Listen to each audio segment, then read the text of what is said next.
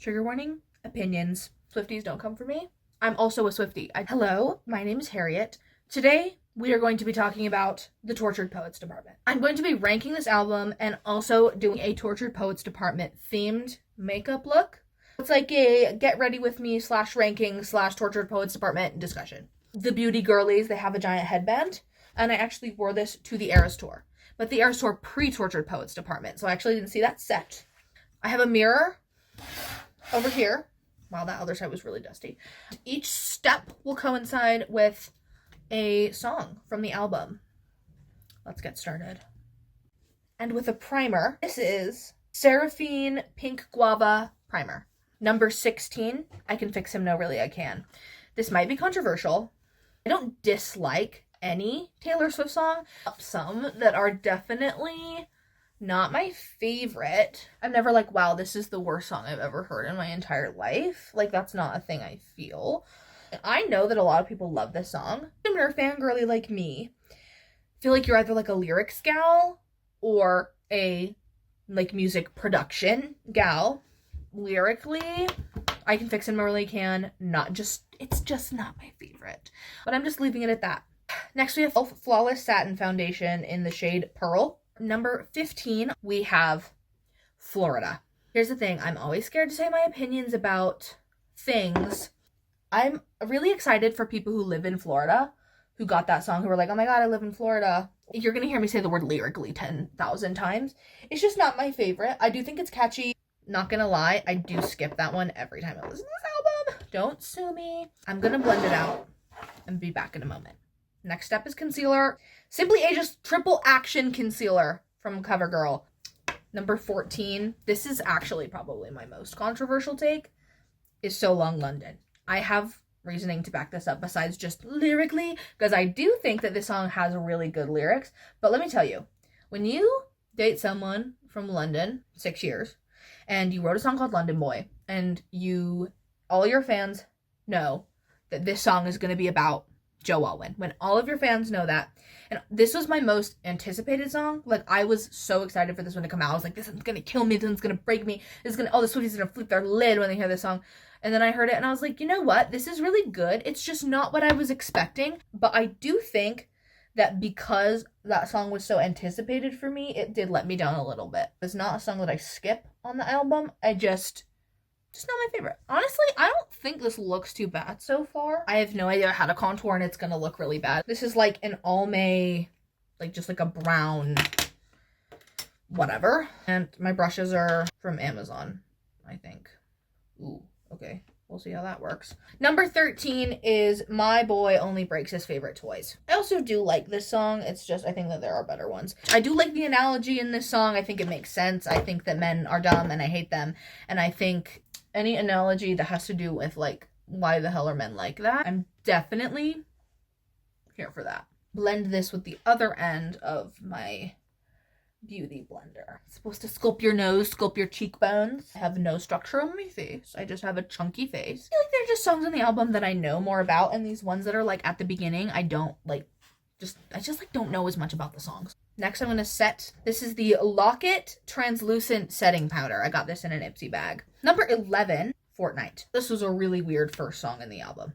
I think it's weird to have a feature be the first song. However, I do think that it is super catchy and I do like the lyric. The song is weird, but starting the entire album with I was supposed to be sent away, but they forgot to come and get me is actually fucking crazy. But I think that she does a really good job at having a balance of, like, these are my issues, but also, like, obviously men have problems if they want to date me for 6 years and not propose to me. You feel?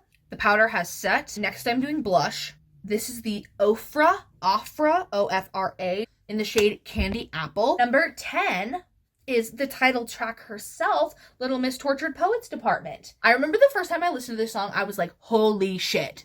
This album is about Maddie Healy. I don't know a single Swiftie that was like, yeah, I think this album that she released after her 6-year relationship breakup is going to be about that crusty rat man.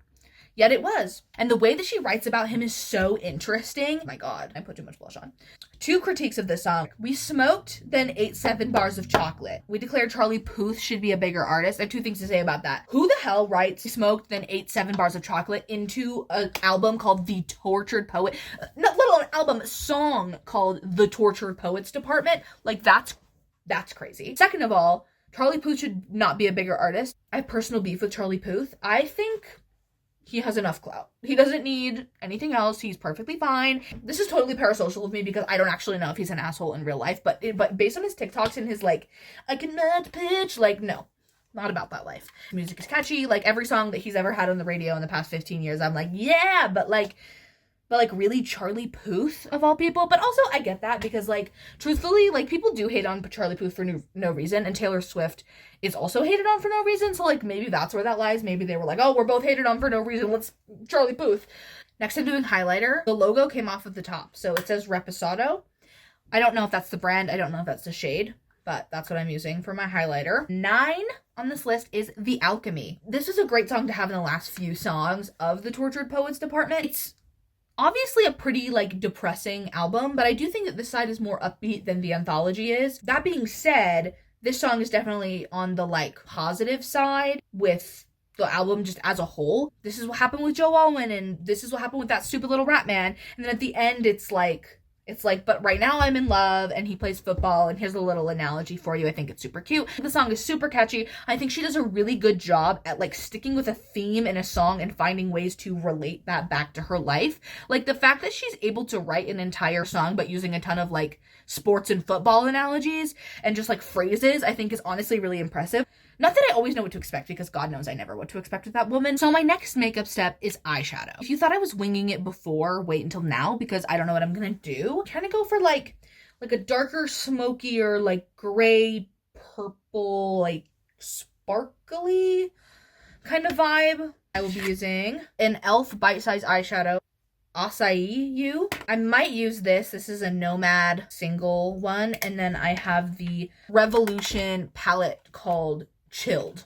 Starting out with the blending brush, I'm going to use, like, the darkest shade on this e.l.f. mini palette. My song number 8 is But Daddy, I Love Him. I still live in a very religious town, religious state. A lot of the people that I interact with on the daily are, like, judgmental religious people. This song was hilarious and did a really good job at paying homage to how crazy people can be when they, like, believe a certain thing. The whole But Daddy, I Love Him makes this whole thing even more ridiculous than it already was. This song would honestly probably be higher on my ranking if I didn't listen to it, like, a ton when the song first came out. Next, I am taking the Revolve Chilled palette in the shade Sativa, and I'm going to put it in my crease. Next one on my ranking is Who's Afraid of Little Old Me. This song in particular, I have loved the whole time. Taylor Swift is just a little genius. I heard a lot of critique of this song. The critique that I was hearing a lot of is she doesn't have a place to be like, my life was so hard because, like, you know, she grew up into money, obviously had a really good career, and her parents have been supportive since she was really young. And that is definitely true.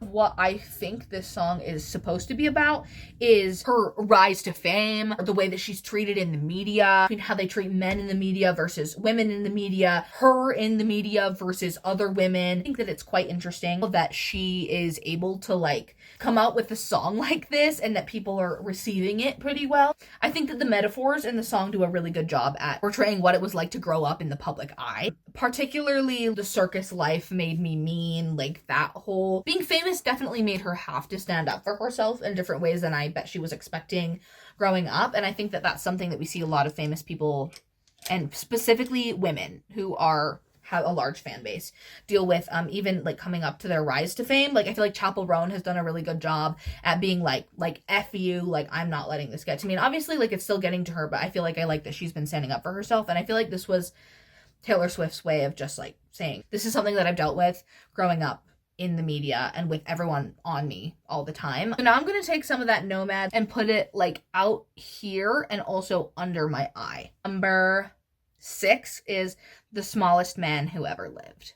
One of the best bridges I've ever heard. That was really aggressive. Something about this song is insane. The song was already insane, and then when it gets to the bridge, you're like, holy shit, this is insane. The lyrics to this song are actually crazy. There could not have been a better fuck you to Maddie Healy. I'm totally not knowing what I'm doing right now. That is the way that life goes sometimes. That's just the way life goes. Next, I'm going to be doing eyeliner. This is my ride or die makeup item. It's just the e.l.f. liquid liner. Something about her, magic.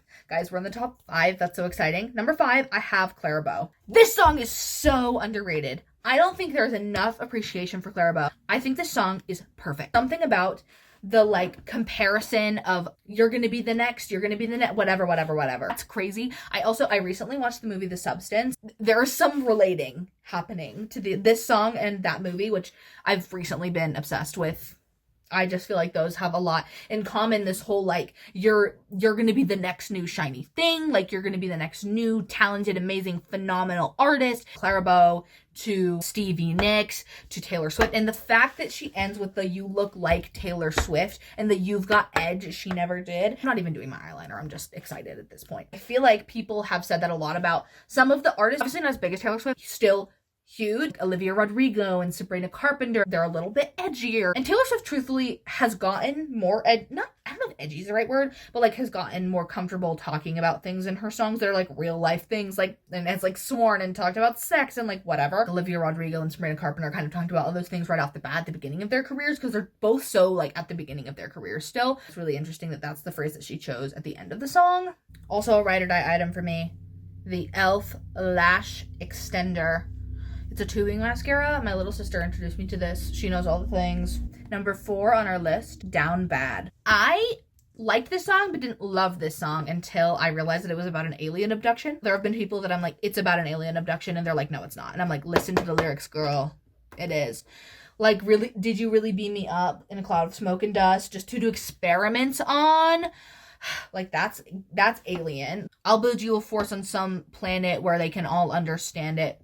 And I feel like it's like the whole like recovering after a crazy event happens to you, because I feel like there's a really big switch, like even musically, from like, like, did you really beam me up, and then it's like, now I'm down bad crying at the gym. It's funny to compare like being in a serious relationship to, and like getting over someone, to an alien abduction, because truthfully, like, relationships, if you're in one for that long, like, it definitely does change your life. Like, oh, like, I was abducted by aliens, but I came back to Earth and now I'm just crying in the gym. Like, that's so funny. Particularly the lyrics where she's like, they'll say I'm nuts if I talk about the existence of you. All of these songs that are in like the top 5 move around what position they're in my ranking, because they're all just like perfect. We have 3 songs left. Lipstick. So I have no idea. I don't even know what the lid is currently. Number 3 is Fresh Out the Slammer. Here's the thing. I love this song. I don't even have much to say. I just think it's really good. I think the parts of the album that are so obviously about Maddie Healy are quite interesting. I think it's crazy to be like, I know that you're going to be my first call once I get out of this 6-year relationship. 6 years, and you're thinking about a silly little rap man. Like, saying, like, I know who my first call will be to. Like, I know that I'm going to hook up with you. I know we're going to get together. Like, fresh out the slammer, fresh out this new relationship. Like, I know that you are the one that I'm going to go to. And I just think that's absolutely insane. Like, not only an insane way to write that, but insane that, like, that's obviously something that she thought about for this entire relationship. Like, that's crazy. For lip gloss over my lipstick, I have the Glow Reviver Lip Oil Glimmer Finish in the shade Princess Cut. Another one of my ride or die products is the e.l.f. lip oil. For number 2 on my list, I have LOML, Love of My Life / Loss of My Life. The lyrics in this song are heartbreaking. The lyrics of this song are so good. The fact that she's able to be like, you're the love of my life and then you're the loss of my life is actually crazy. The fact that it's like, you're supposed to be the love of my life, but you're the loss of my life. The bridge, you shit talked me under the table, talking rings and talking cradles. I wish I could recall how we almost had it all. Like, that's crazy. Because truthfully, I know I keep saying this, but like, being in a 6-year relationship and like not being proposed to, not being married, not having any kids, obviously that's something she wanted. So like, why didn't they do it? Joe Alwyn has a problem. Obviously, I'm being dramatic. I don't know either of them personally, but like, who the hell wouldn't want to marry Taylor Swift? It's fine. I don't know her personal problems. Obviously, she's gonna write a song about you. That's the extent of the problems that I can think about. And the fact that the bridge ends with something counterfeits dead. As if like the whole time because truthfully, the whole time she had to have had this feeling. No, not that we're saying she's not guilty about fantasizing about Maddie Healy, because obviously we haven't talked about that yet. But it's also a super underrated song on the album. Again, one that I didn't appreciate until later. Like, I feel like I had to like really let the album like sink in before I was like, holy shit, LML. So good. The last step, which technically isn't makeup because I don't have another thing to do that's makeup, and I don't even have setting spray, which is a personal problem. But obviously, because we haven't heard this title yet, the number one song on the Tortured Poets Department, in my opinion, is Guilty as Sin. We're taking my hair down. The first thing I have to say is that song is actually insane. You're telling me that she is fantasizing about this guy the whole time, that she was in this relationship with Joe Alwyn. The whole premise behind like, you're not guilty because like you didn't act on anything, so like I'm not guilty because I didn't act upon my thoughts. Like, that's crazy. Like, I feel like she implies that she was thinking about him this entire time. That what if I roll the stone away, they're gonna crucify me anyway? What if the way you hold me is actually what's holy? If long-suffering propriety is what they want for me, they don't know how you've haunted me so suddenly. I choose you and me religiously about a man she's never, well, she did date now, but hadn't dated at all. Oh my god, she's crazy. Oh my god. She's literally daydreaming about the tattooed golden retriever this whole freaking time. And the ending part where she's like, what if he's written mine on my upper thigh? I'm like, oh my god, girl. She's so crazy about him. She's so crazy about him. And truthfully, now she knows. Also, how do you, unrelated to like the whole music of it all, how the hell do you think she feels? She dated him and then he got engaged. Does she, like, I hear people talk about like this, like, I'm just like the person they meet before they meet their soulmate. Is that Taylor Swift? Is that Taylor motherfucking Swift? Anyways, thank you for joining me while I rank and talk about the Tortured Poets Department and also do my makeup. I honestly think it turned out really well. If I do an album with more color, then maybe I'll go a little bit crazier with the makeup, but I honestly think it looks really good for someone who like just doesn't do makeup very often. Feel free to follow me on other social media. On TikTok particularly, I post a lot of fangirl content, including ranking albums and things like that. Most likely you're new here because this is one of my first videos. But if you do see this video, please comment down below other albums that you would like me to rank and do makeup for. Any songs that you would like me to cover. Comment your favorite Tortured Poets Department song. Thank you so much for watching this entire video. Out!